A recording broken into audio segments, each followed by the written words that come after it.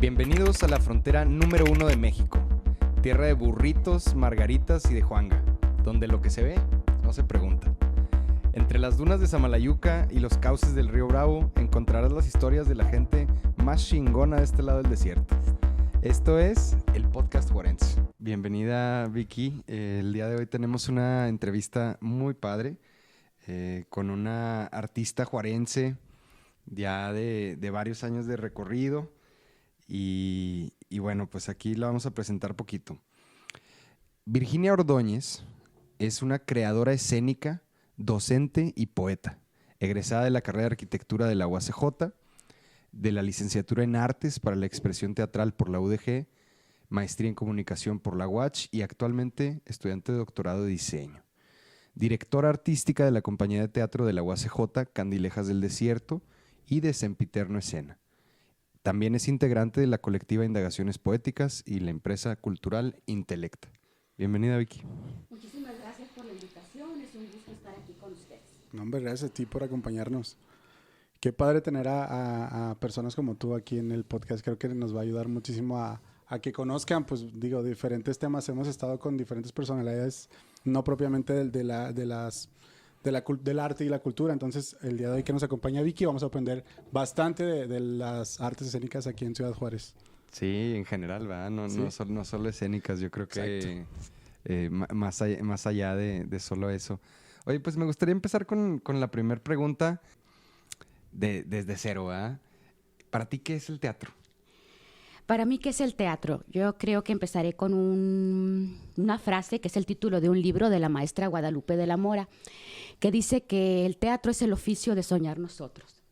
Es entrar en la piel del personaje, es crear empatía. Creo que crear empatía con los seres humanos independiente del proceso artístico, al conocer las características de seres humanos muy distintos a nosotros. Claro. Y pues también el teatro, diría Lorca, es recoger el sentido social, es recoger la vida y llevar la escena.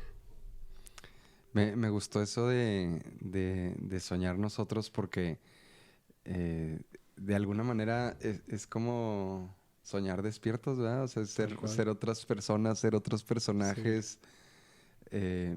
Pero en tu cuerpo y desde tu conciencia, entonces o sea, te vuelves otra persona. No recuerdo quién lo dijo, pero decía que la vida para él era demasiado poco, y cuando la vida es demasiado poco, entonces por eso surge el teatro, para vivir otras vidas. Padrísimo eso, demasiado poco. En general yo creo que pudiera ser algo similar con el arte en general, ¿verdad? O sea, como que nos permite, pues, embelezar la vida, pero en el teatro lo vives. Claro. O sea, te conviertes en otro personaje por completo. Yo la verdad nunca he sido actor como tal, una que otra obra ahí de escuela, ¿verdad? Pero así lo que se dice, meterme en un personaje y... ¿Cómo te preparas para eso? ¿Cómo se prepara uno mentalmente, físicamente para convertirse en otra persona en escena? Tal cual, ¿no? Pues es un trabajo arduo, pero creo que muy bonito. Yo le digo a mis actores que cuando me dicen que es muy complejo, yo les digo que los niños, por ejemplo, juegan a ser actores, juegan a ser cualquier personaje y lo hacen de manera natural, que cuando crecemos es que empiezan a surgir estos bloqueos, ¿no? Que no nos permiten acceder. Ya nos da Creo pena. que el niño inmediatamente cambia su corporalidad, se modifica su voz, y si tú como adulto estás jugando con él, inmediatamente identificas si hay errores en la pequeña ficción que él construyó, ¿no? Y pues cómo nos preparamos, pues ser conscientes de nuestro cuerpo para después deconstruirlo en la forma o las expresiones del personaje, igual con la voz, con el personaje, pues hacer un estudio de sus características y buscar apropiarnos de ella mediante ejercicios y ensayo, que el ensayo también es un regalo maravilloso, ¿no? La repetición en la búsqueda, pues, sí de la perfección, aunque no llegue uno hasta ese punto, pero sí en la búsqueda de la corrección y la perfección. Oye, Vicky, ¿de dónde viene esa pasión por el teatro? Sobre todo sabemos que tú desde los 13, 14 años incursionaste en esto, yendo con el maestro Octavio Trías, entonces, pues es un señorón, ¿no? Te impuso, ¿cómo fue esa parte? Vi un anuncio en el periódico que iban a ofrecer talleres en la sala del Comca, que es lo que es hoy el teatro de la ciudad. En aquel momento lo dirigía una actriz que es reconocida a nivel nacional ahorita, la maestra Yolanda Abud. Fui, me inscribí. Cuando llegué a mi primera clase, el maestro Octavio me ve con cara de sorpresa y me dice, debe haber un error porque yo hago teatro para adultos, no trabajo con niños.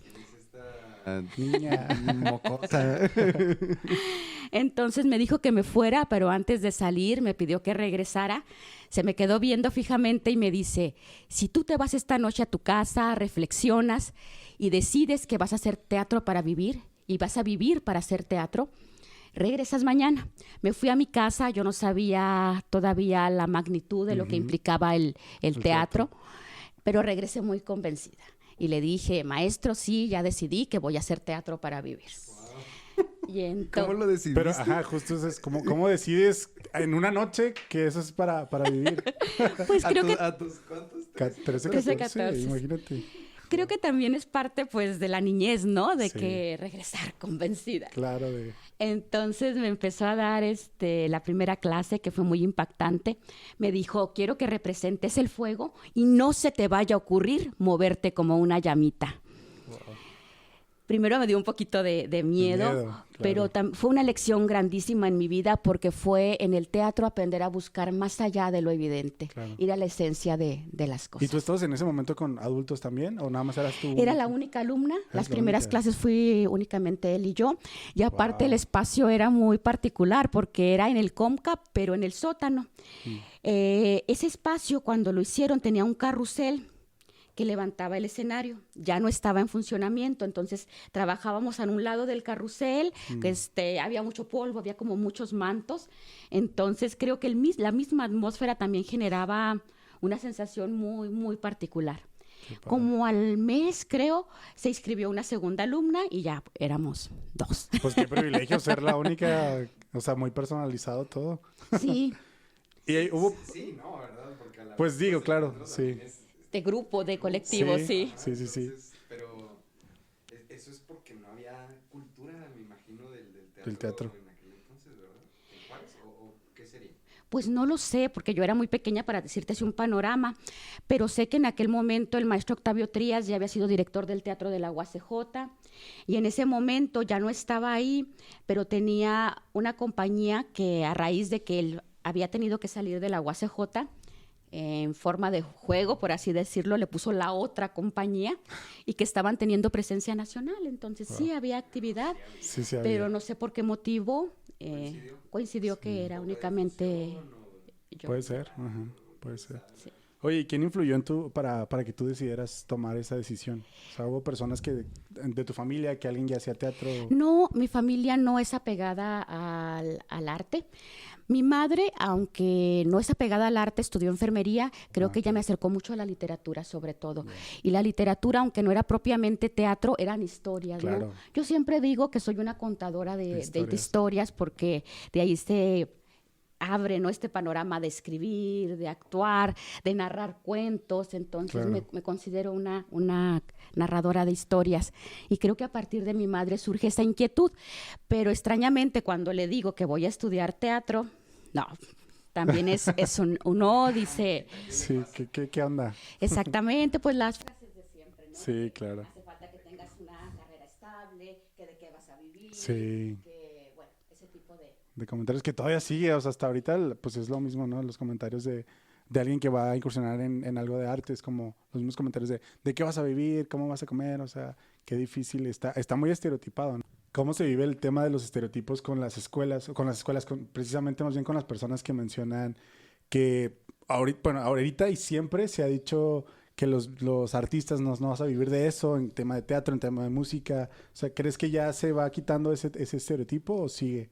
Pues como te decía, mi madre me hacía comentarios al respecto y lo sigo viviendo con mis alumnos de la carrera de música que dicen que no hay nada peor que una reunión familiar, ¿no? Porque empiezan que mi hijo es ingeniero, que mi hijo es médico, y yo veo a mis papás que se hacen chiquitos para decir, mi papá estudia música.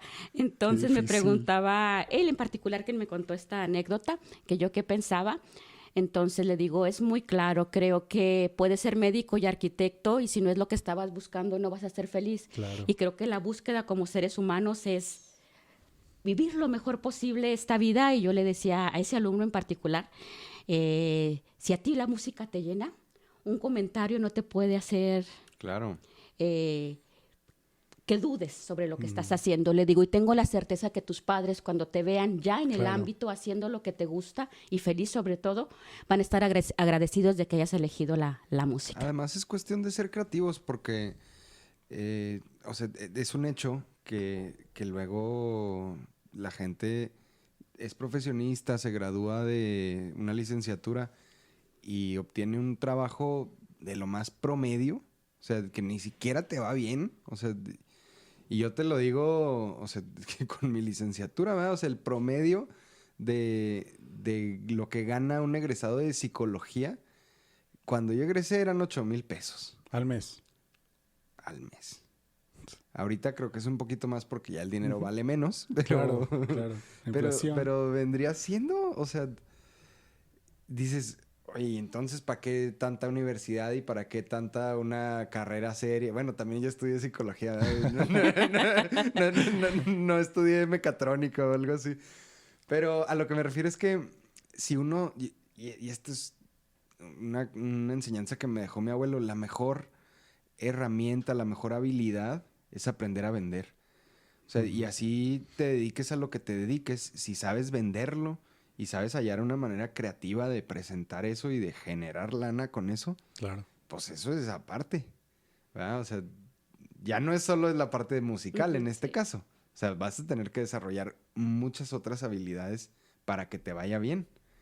Pero, ¿por qué no, verdad? O sea, Sí, exactamente. Creo que es una condicionante de las ciudades del interior de la República.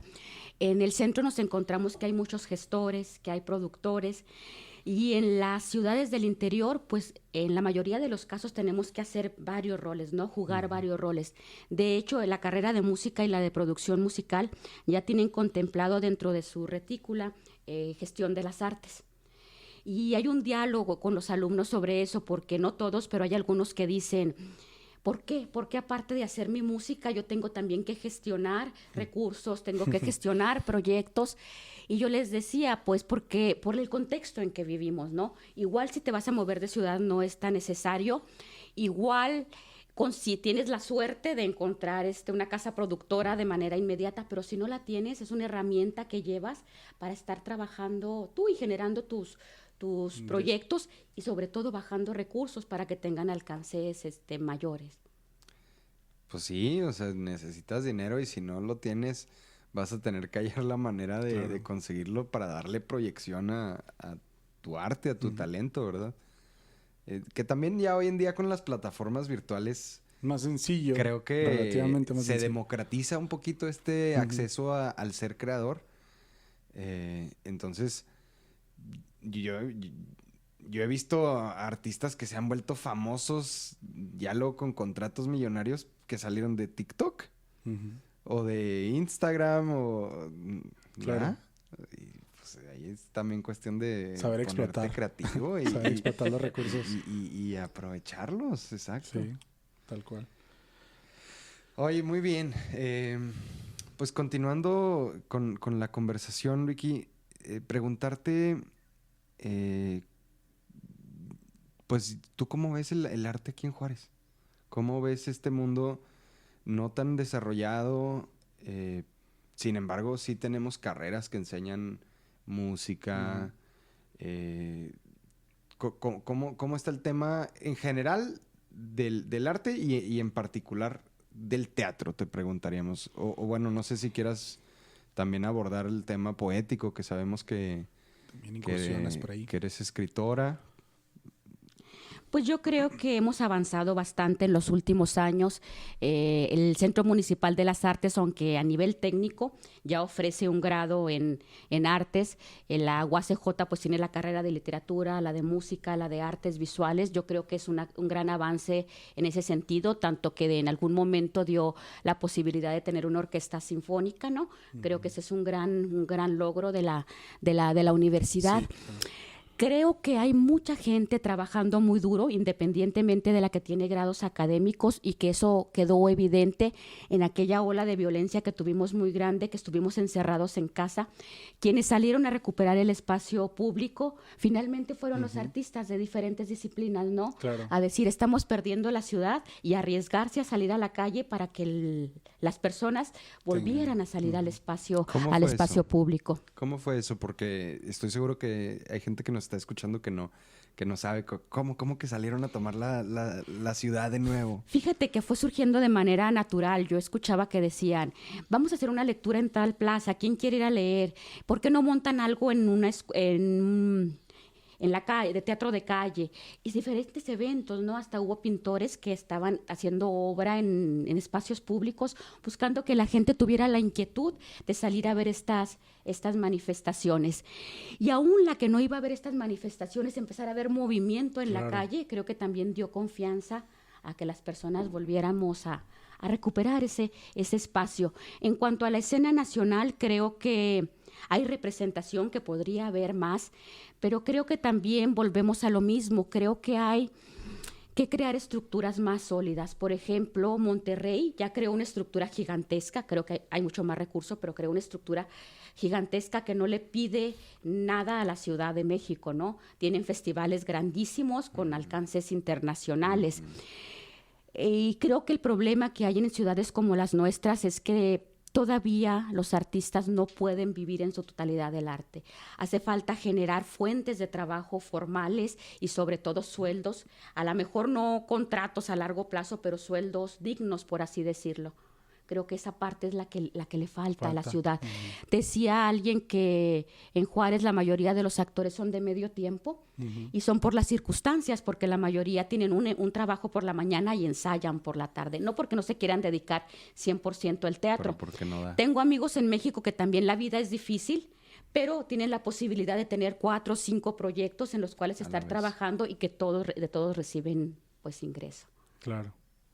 Qué padre. Yo creo que esto ha ido mejorando, ¿no? Según nuestros ojos, pero no sé, tú nos dirás mejor. Creo que ha ido mejorando en cuanto a la cantidad de proyectos. Creo que hay mucha actividad. En los que no tienen una formación profesional buscan estarse preparando, y creo que también esto que hablábamos ahorita de la pandemia dio la posibilidad de tener profesores de cualquier parte del mundo, pero creo que esta parte de retribución sigue siendo todavía muy precario, porque aun cuando haya un teatro lleno, si tú tienes 30 actores en escena más los técnicos o 20, ¿no?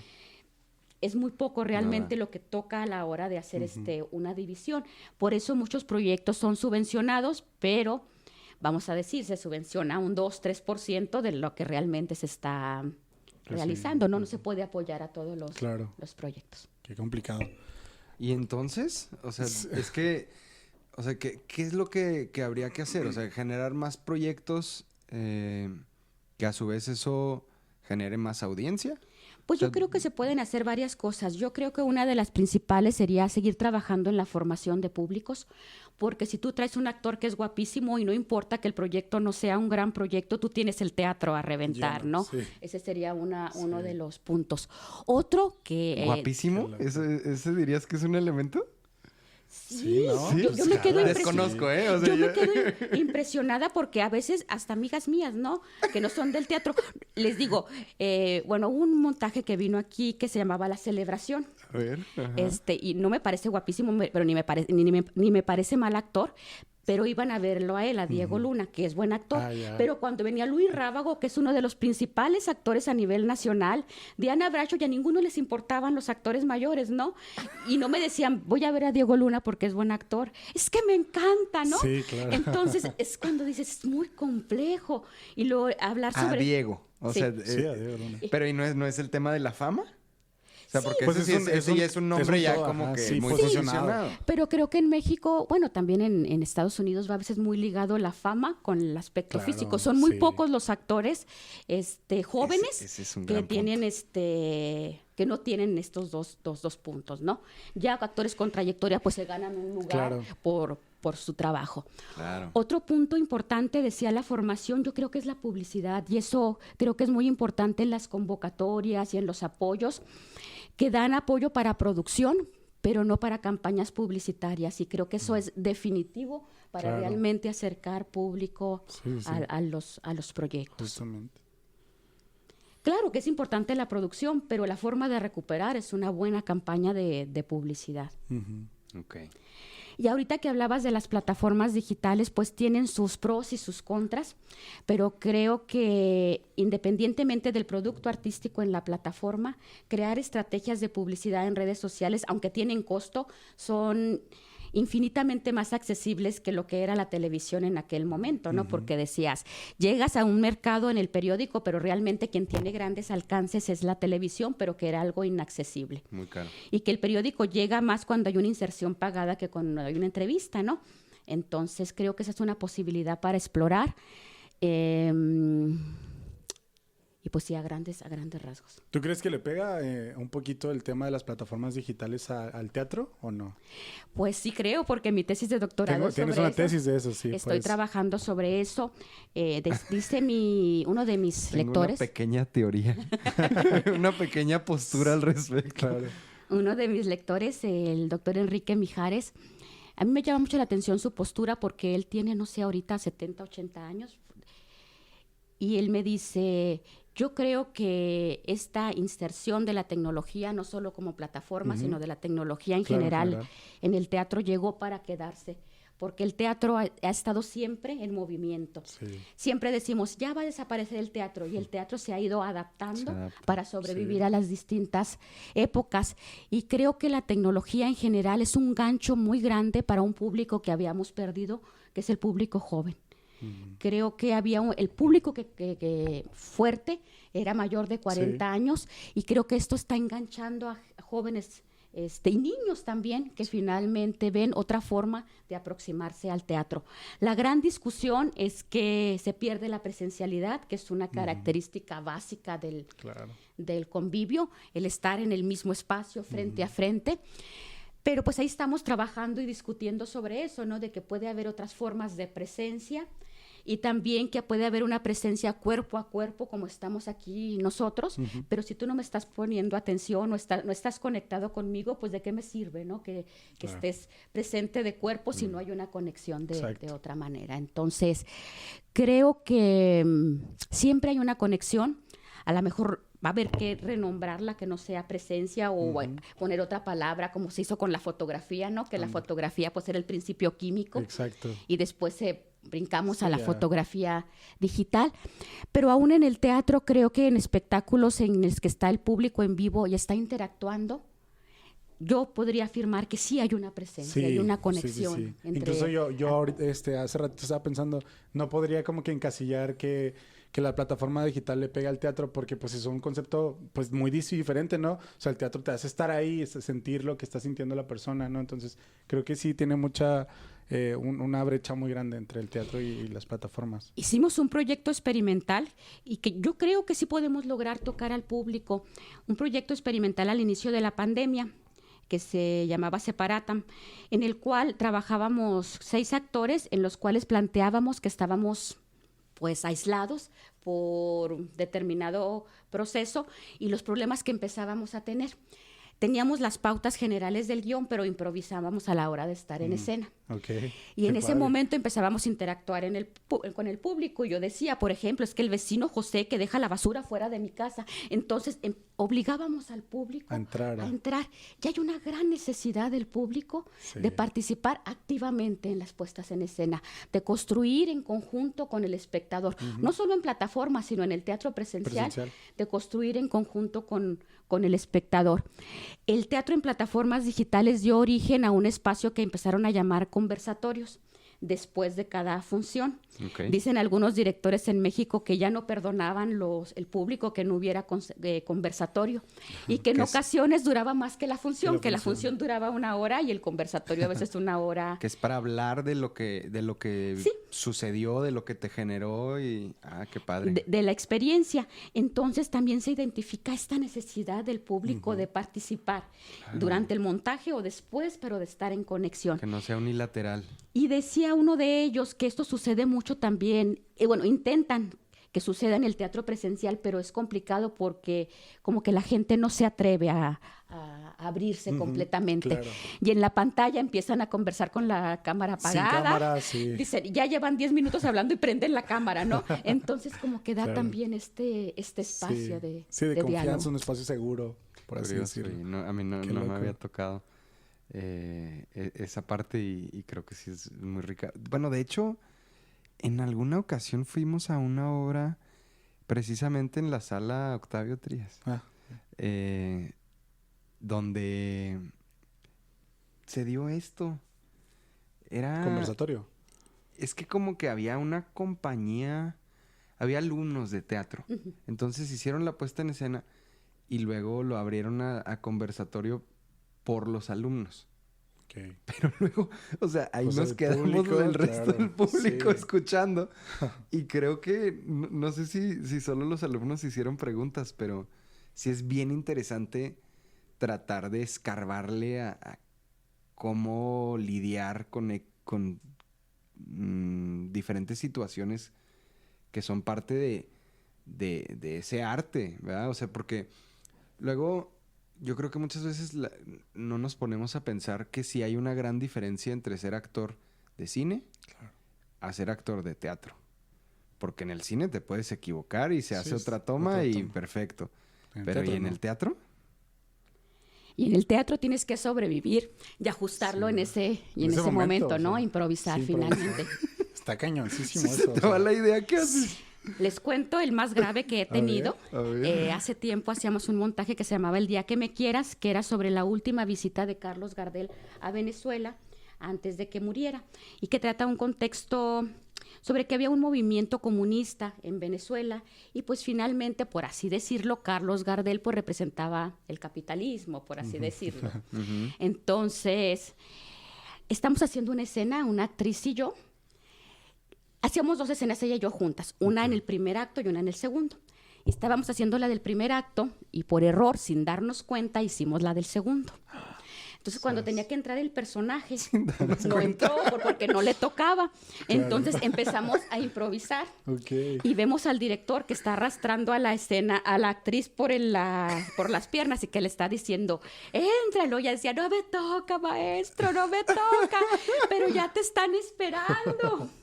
Entonces, seguíamos improvisando y No parecía. no se resolvía porque era muy grave el error que acabábamos de tener. Entonces dice mi compañera, ay, Elvira que no entra, no voy a buscarla. Y se va y me deja en escena. No. Tú sola. Sí, Un monologuito.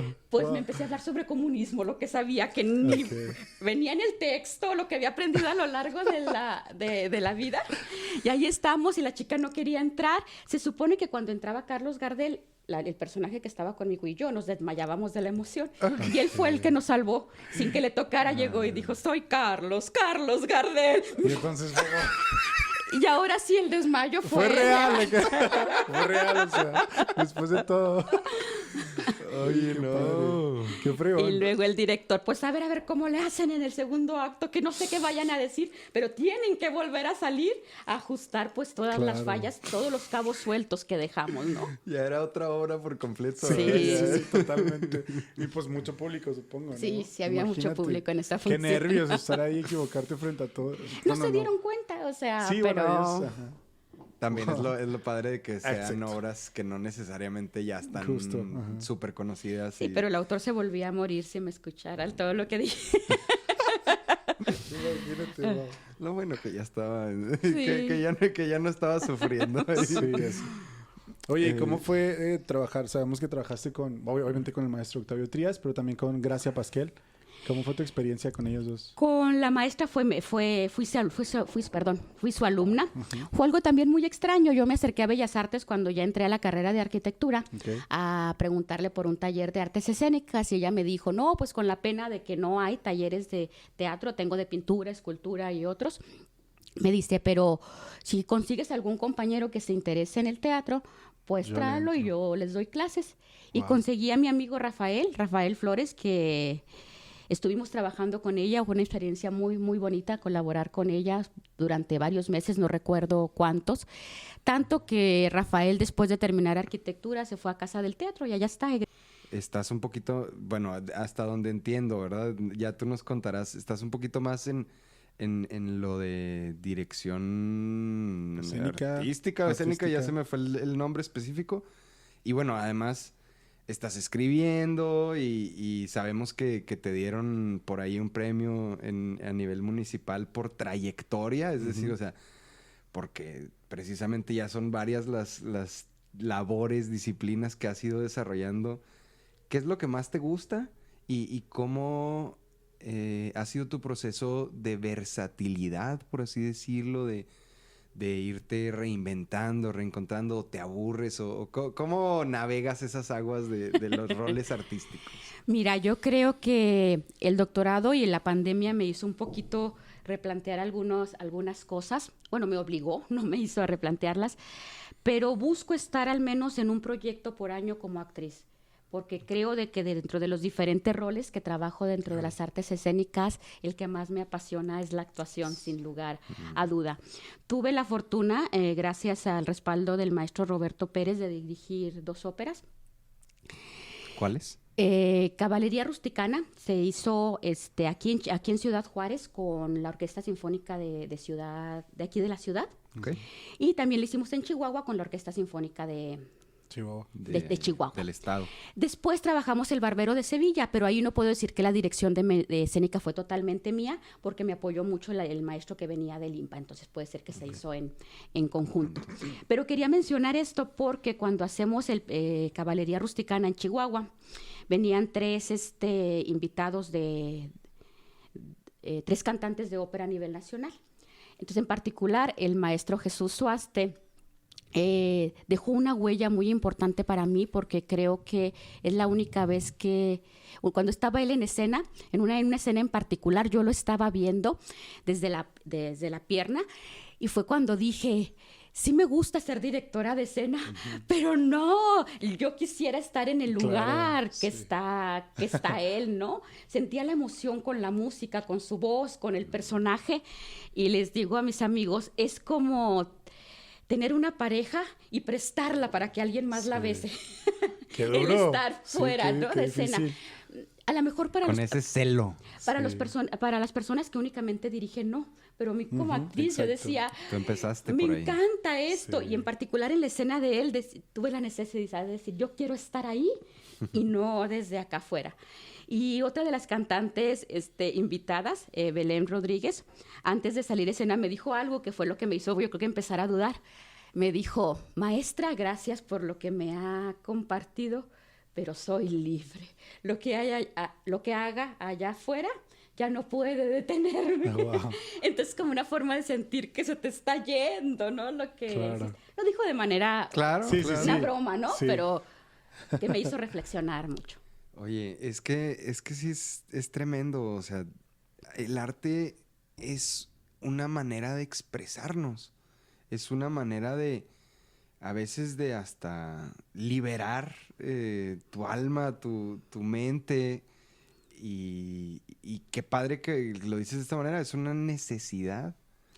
Sí, como directora de escena, creo que un regalo grande que a mí me ha dado la dirección de escena es hacer proyectos sobre temáticas que a mí me interesan, y también con todos los elementos artísticos en conjunto con los que yo me comunico. Creo que ese es un gran regalo.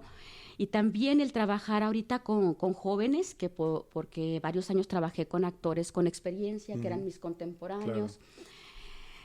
Es algo muy bonito lograr sembrar esa semilla en ellos. Ayer estuvimos con el grupo que tengo ahorita joven por primera vez en un espacio teatral. Entonces, verlos fascinados es volver a esto que decía la señora Gracia Pasquel. Cuando tocas por primera vez con unos zapatos el escenario, no te vas.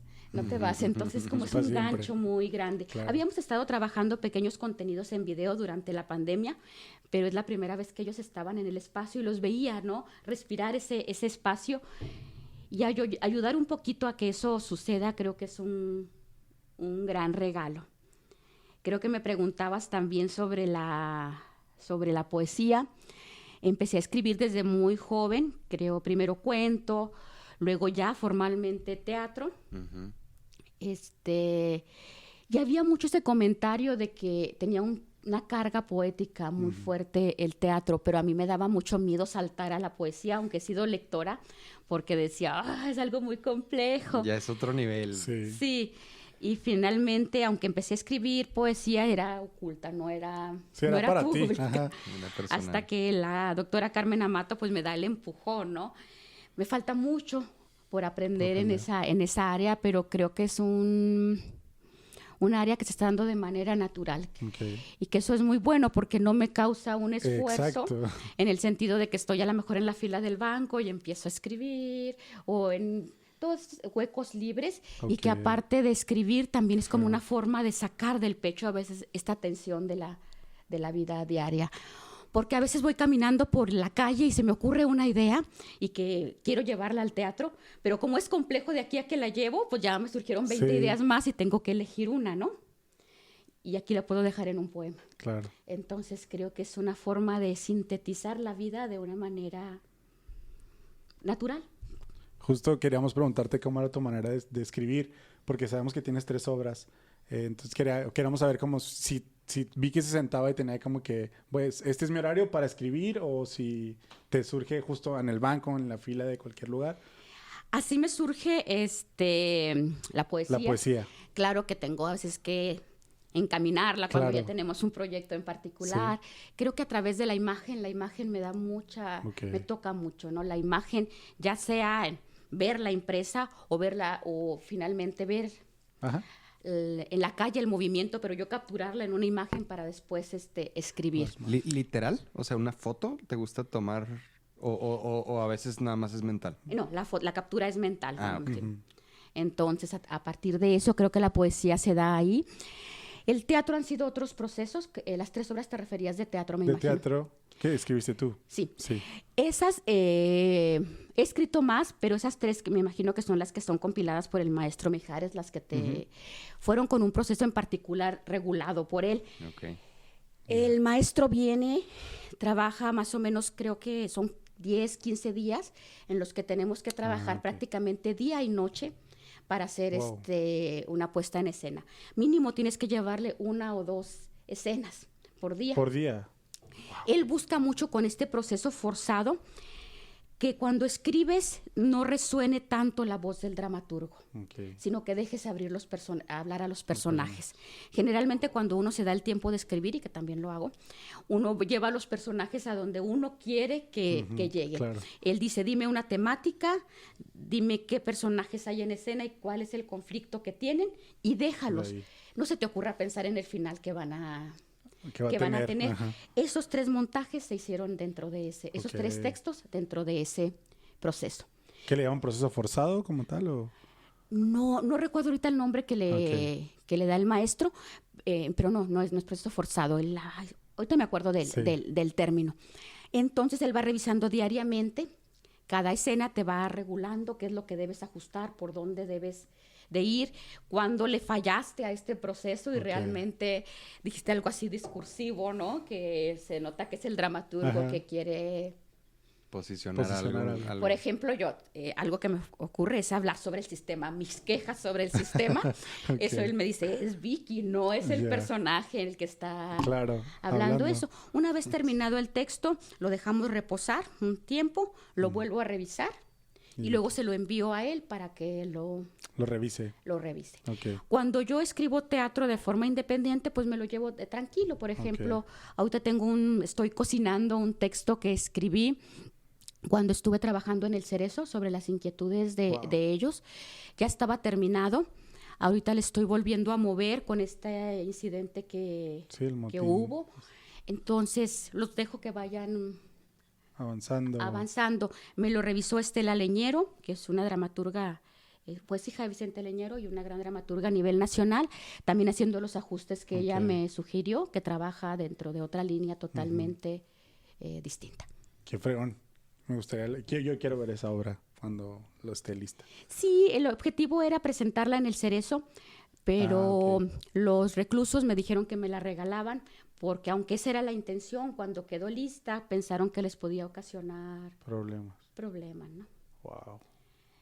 Entonces yo les decía no, porque finalmente hay muchas cosas que son ficción también, que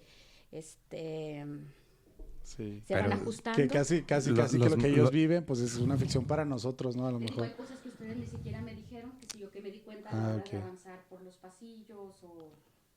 Oye, ¿y cómo es entrar al tema del cerezo? O sea, trabajar con los internos, ¿cómo es que Sí, llegaste ahí? surgió porque la doctora Carmen Amato ya había trabajado con ellos hace bastantes años. Nos Ok. invita a la Secretaría de Cultura a través de la maestra Margarita Muñoz a presentar un proyecto dentro del programa de gobierno del Estado que se llamaba Leer Más. Ok. Y presentamos un proyecto en el que la maestra iba a trabajar autobiografía con los internos y yo teatro, ¿no? La justificación mía de por qué teatro es porque a través del teatro puedes expresarte, canalizar muchas emociones que traes ahí atorada, porque puedes también reconocerte, Ok. hacer una revisión de quién eres, confrontarte contigo mismo. Y porque creo que el teatro es una gran herramienta de transformación social y de reflexión, ¿no? Sí. De empatía de ambos lados, no solo Exacto. del alumno hacia el maestro, sino viceversa, de comprender el mundo de manera distinta. Qué padre esa experiencia. Yo creo que pocos tienen la oportunidad de trabajar en un proyecto tan padre y tan grande con ellos. Entonces, qué fregón. Y yo estoy ves? sorprendido, o sea, la verdad es que, bueno, no sé si nos quieras compartir un poquito de tus reflexiones y aprendizajes a raíz de haber trabajado en ese proyecto. Creo que es ver la otra cara de quien podríamos decir un delincuente, ¿no? Ver que también tienen una parte humana, una Claro. parte afectiva. Creo que nos recibieron de manera muy, muy cariñosa, pero a nivel docente creo que también es complicado a veces cuando por circunstancias te enteras de ciertas cosas. Creo que también implica un crecimiento de empatía Sí. como coordinador del taller. Pero creo que fue un regalo muy bonito compartir con ellos y ver esa otra parte y ver esa actitud de disposición al trabajo y de entregarse a lo que estaban realizando. Sí. Qué padre. Estoy impresionado, Sí, man. yo también. O sea, Es un tema... wow, sí. qué padre, o sea, la verdad es que... Además, que puedas tocar esas fibras sensibles en un lugar en donde la guardia siempre está arriba. O sea, y que puedas dar esa oportunidad de descanso mental y espiritual. O sea, eso es algo... Aunque sea contribuir con un granito de arena a esta palabra dentro del cerezo que es reinserción, ¿no? Ayudarles a que en algún momento puedan regresar a integrarse y a volver a convivir de manera, bueno, libres. Esa libres. reinserción que, Sí. que tanta falta hace. Hace mucha falta. Yo siempre he querido como en el entrarle diseño de justo esto. a algún tema, no sé qué, porque primera, la neta me da un poquito de miedo como entrar pues a ese lugar, pero siempre he querido hacer un proyecto que pueda ayudarles a ellos a la reinserción y a crecer también a ellos, ¿no? Porque yo supongo que la han de pasar durísimo, pero nunca he encontrado como qué proyecto poder ofrecer dentro de ahí. Y están muy abiertos a recibir proyectos. No hay tantos dentro de esta vertiente. Creo que los que se acercan mucho más a ellos son las iglesias, con diversos proyectos, o incluso de teatro, porque supe que hay iglesias que montan La Pasión de Cristo, Claro. un montaje para Pascua, pero dentro de la vertiente Pero que ellos religiosa. participan como... Sí. Ay, qué Porque de padre. hecho tienen una Via pequeña Crucis y así. capilla Sí. Ajá. adentro de las instalaciones, entonces me dijeron que la representaban allí en la Muy en la bien, capilla. qué fregón. Fíjate, tampoco Qué sabía chido. eso. Hay que crear algo. Hay unos próximamente. emprendimientos bien chidos que son precisamente con personas con privadas personas. de su libertad, que les ayudan a empezar proyectos productivos, como, no sé si hayan oído el de La Cana, que es como de lo más sonado. Hacen peluches, Ya. trabajan con mujeres que están privadas de su libertad y les ayudan a que tengan una fuente de ingresos. Sí, ignoro cuáles sean los alcances de los proyectos en el interior, pero tienen una panadería que finalmente generan pan que está a la venta, tienen algo así como de enmarcado de madera, Ok. entonces también dentro y fuera. Te pueden hacer, y hay varias como oficios, por así decirlo, Claro. a lo mejor no alcances empresariales, pero sí tienen varias actividades de trabajo que les permiten obtener un recurso controlado, no sé si recurso económico o derecho a algo, Sí, ¿no? A alguna parte. mejor comida o alguna Claro. cosa. Sí, algún incentivo que los haga estar ahí, justamente. Imagínate que una maquila pudiera entrar a trabajar ahí con algún proyecto chiquito. Es que sí, han O habido sea, ensamble propuestas. de algo, es como... estaría Sí, padrísimo. la verdad es que sí son bien necesarios, o sea, porque luego también está la parte crítica que dicen, oye, pues ahí los tenemos manteniendo, Sí. cuesta una lana y, Claro. o sea, y de por sí las condiciones no son buenas, ¿verdad? Ajá. Pero es dinero del Estado y es mucho potencial desaprovechado, mucho músculo desaprovechado, Sí, sí, sí. ¿no? Entonces, pues, o sea, hay que hallar las dos partes, o sea, Exacto. como dices, tanto para reinsertar como para rehabilitar, pues necesitas una bola de cosas, ¿no? O sea, desde atención psicológica y hasta tú sentirte útil y retado y esa parte, pues es bien importante, porque si no estás así, pues lo que dicen, estás haciendo más escuelas de criminales. Ujú. Sí, y también hay muchos programas educativos que finalmente le dan entre los mismos internos que tienen grados académicos más altos, dan clases a los otros internos y a ellos les cuentan mismo. como horas de servicio Padrísimo. social. Padrísimo. Wow. Oye, Vicky, esto me lleva precisamente al siguiente tema, que es el mensaje social que tú transmites con tu arte.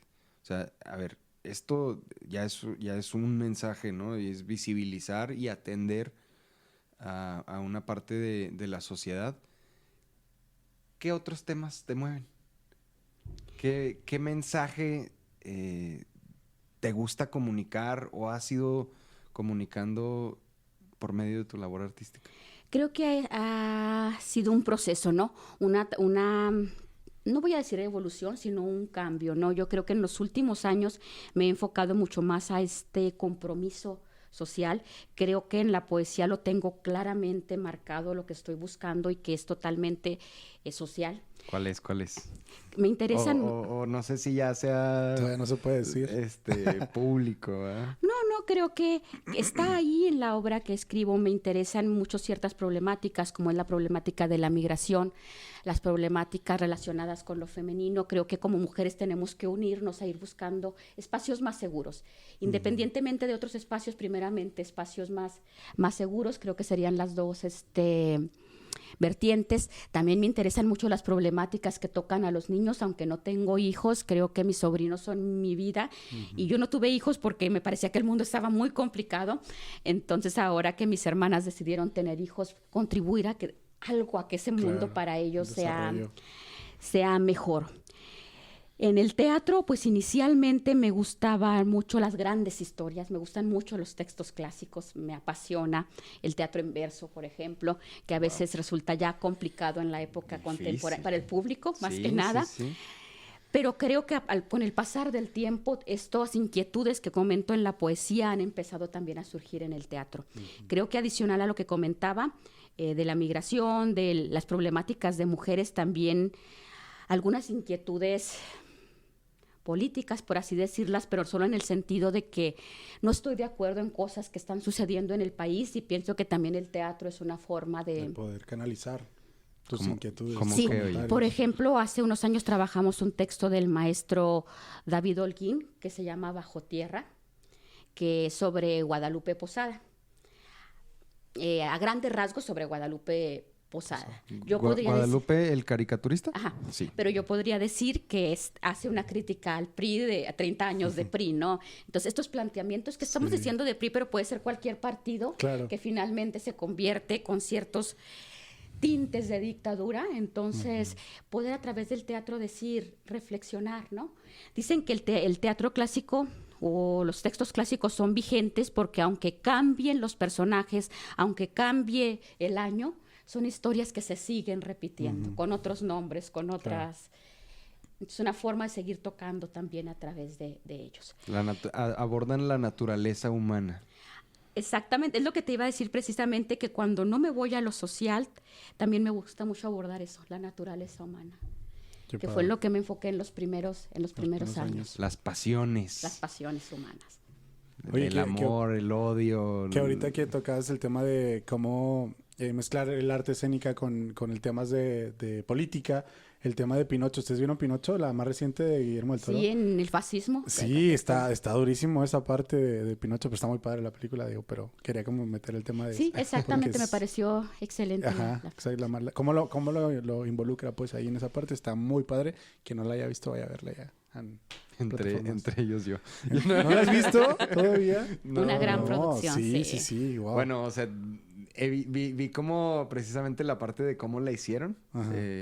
Ya. O sea, Sí, no, me te vuela la explota la cabeza, o cabeza sea. el trabajo Hijo. que hay detrás de las Sí. escenas para montar eso. Este contexto fascista, pero aparte también los personajes, que se le quita esta parte mágica, ¿no? Sí. Estas situaciones reales, humanas Exacto. y duras. Sí, la Feas. de Gepetto, o sea, Pues realistas, vamos a decirlo. en el... Yo que también también diría- tienen su belleza en lo no necesariamente No, claro No. que maquillado, ¿ah? su belleza lo tienen porque es el lenguaje de Guillermo ajá, del Toro. exacto. Entonces, Sí, tal cual. Qué padre. Está bien. No, pues padrísimo. Muy bien. Oye, pregunta que nos interesa saber a todos los juarenses. ¿Cuál es tu comida juarense favorita? mi comida O juarense bebida. favorita. Pero que sea juarense. Esa es la pregunta más difícil. De todo lo que hemos hablado. A ver, ¿qué será? Digo, tenemos bastantes, ¿no? Yo sé que no hay muchas, pero... A ver, dame 100%. algunas opciones porque ahorita esa pregunta se quedó jamás- en blanco. Sí. Lo A voy a ver, esperar. ¿qué comidas conocemos de aquí de Juárez? Los burritos, las tortas de colita de pavo, porque esas no en todos lados. De bebidas, pues la margarita, el chucho. ¿Ubicas el chucho? Sí, lo probé una vez en mi vida, nada Sí, más. Pastle. Sí, chupasle. ¿Qué más? Riquísimo. Queso tol con una raíz, ¿verdad? Sí, a base de Pues hay raíz. luego quien lo hace también con Es que- tequila. ajá, Pero hay de la todo. onda es el chuchupastle, La raíz. La planta. La raíz, exacto. Em, ¿Qué más es juarense? Pues es que no tiene que ser Bueno, creado aquí, o sea, pero puede ser que las te flautas gusten- de la pila, que también ya había salido por ahí. ¿Alguno? Pues sí he comido flautas, como burritos. Ajá. Las tortas casi no me gustan. Ok. Pero Pero algún lugarcito así que de algún changarro Sí, que a ti te icónico de guste, Juárez, que tú digas, este lugarcito es de mi confianza, es de mi... ¿O no? ¿No pues tienes? no, ahorita no se me viene a la... Fíjate. Qué O loco. algún lugar a donde te guste ir a tomar café. Me gustan mucho los cafecitos. Acabo de ir a un lugar hermoso que lo hace un gran pianista y compositor joven, Sebastián Gallarzo. ¿Ok? Se llama Casa Gallarzo, está ahí en la Insurgentes y... Órale. Ay, no recuerdo a qué altura y más o menos Adolfo de la Huerta. La decoración es preciosa. El maestro toca ahí cuando toca el piano de vez en cuando, ahí da clases al fondo. También está un maestro wow. de ópera ahí con ellos. Es un lugar hermoso. Tengo deseo de conocer otro que no he ido, pero que han es recomendado. un café de la maestra Cristina Gardea, que gran parte de su obra está en el espacio. ¿Y ese cómo se llama? No me acuerdo No, ahorita. no sabemos. Qué Pero ese padre. tipo de espacios creo que me Ándale, gustan mucho sí. para ir, conversar, No, y qué padre. Digo, les conseguimos el nombre porque creo que está padre que puedan visitarlos, o sea. Ahí lo justo ponemos en la para- descripción. Sí, sí, sí. Me gusta mucho el tequila, me gusta mucho el Ok. coñac, aunque no bebo mucho, pero a la hora de beber. El vino me gusta, pero no soy conocedora De vinos. de vinos, dice un amigo, porque digo que a veces me duele la cabeza. Dice, cuando escogiste un mal vino es porque por eso te duele la cabeza. de la cabeza, ¿Te da sí. tipo cruda porque es mal vino o porque? Sí, porque a veces con una o dos copas me duele la cabeza, entonces Ya, me dice, no es el ok. vino adecuado. Ah. Me gusta Órale. el vino, me gusta la comida italiana, me gustan Ok. mucho los mariscos. Ok. Bueno, pues ya tenemos ahí muchas respuestas, sobre todo el café. Yo creo que esa va a ser buena opción para que vayamos todos a conocerlo y conocer un poquito también del arte. ¿Juarenses ellos también? Sí, Sebastián es juarense, aunque acaba de terminar su maestría en Los Ángeles en Ok. composición, pero ya está de regreso. Padrísimo. Qué padre. Apoyemos. con nosotros. Apoyemos. Muy bien. Pues alguna otra pregunta que tengas Vicky, para irnos. muchísimas gracias, Muchas muchísimas gracias. gracias por venir. Quizá nada más darte la oportunidad de dar un último mensaje, algo que quieras que la gente se lleve y dónde te pueden contactar en caso de que quisieran hacerlo. Pues estoy en redes sociales con el nombre de Virginia Ordóñez o también con el nombre de Candilejas del Desierto, donde pueden ver el material de la compañía. Voy a decir algo que digo siempre, pero realmente creo Creo en eso. Creo que el arte puede transformar al mundo en todas sus disciplinas y pues invitar al público a que apoyen el arte juarense, no solo el teatro. Creo que la presencia de ellos en diferentes foros o en línea es fundamental. No que no valore el trabajo comercial, pero creo que los objetivos son distintos, Claro. ¿no? Y creo que el teatro, el arte que no es comercial, va buscando aportar a lo social y aportar al sentido humano. Eso. Excelente. Padrísimo, ¿no? Pues muchísimas Muchas gracias de nuevo. por acompañarnos. A ustedes, mil gracias por la Gracias. invitación. Disfruté mucho